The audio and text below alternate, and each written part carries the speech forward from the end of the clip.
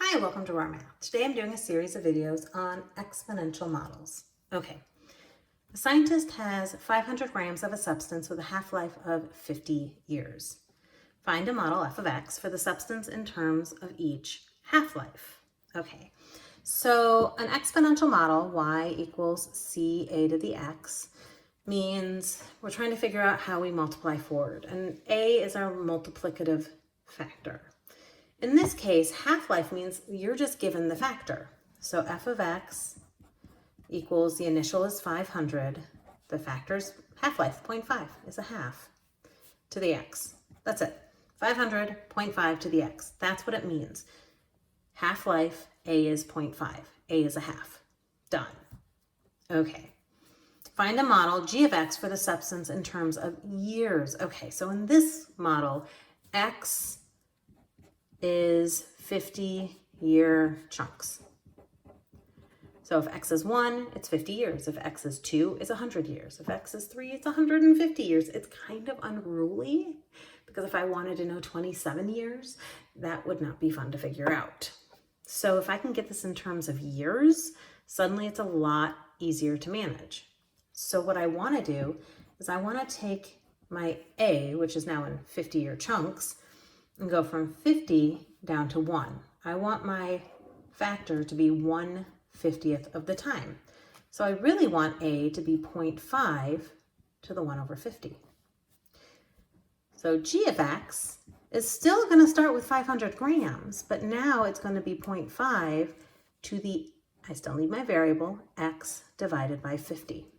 Now whatever I put in will be divided by 50 and will represent 1 year. I can put in single years for x. Okay, find out how much is left after 10 years, 10, not 50, using each of the models. So for the first one, if a chunk is 50 years, then 10 years is 1/5 of a chunk, because 1/5 of 50 is 10. So f of 1/5 is 500 times 0.5 to the 1/5. And if we put that into our calculator, we get 435.3 grams. Okay. That was a lot of work. In the second equation for 10 years, we just say, hey, 10, boom.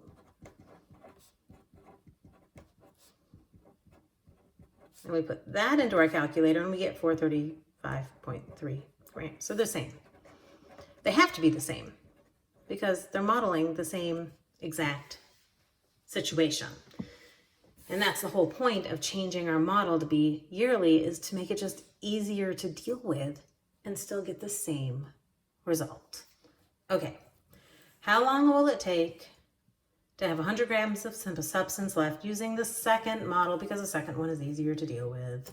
So using the second one, 500 times 0.5 to the x over 50, how long until we have 100 grams left? Okay, divide by 500.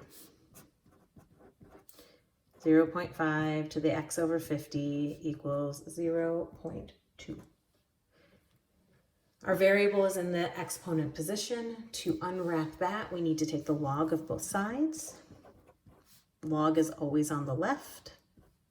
We can then use the power rule, bringing the exponent out front as a multiplier, so that we have x divided by 50 times log of 0.5 equals log of 0.2. We can then divide both sides by log of 0.5.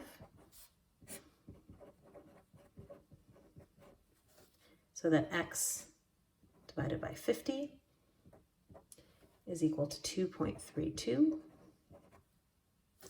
We multiply both sides by 50. And x is going to equal, let's see, round to 1 decimal place, 116.1 years. All right. I hope you've enjoyed this video. Please subscribe to my YouTube channel, like my Facebook page, and I'll see you on the next video. Thanks!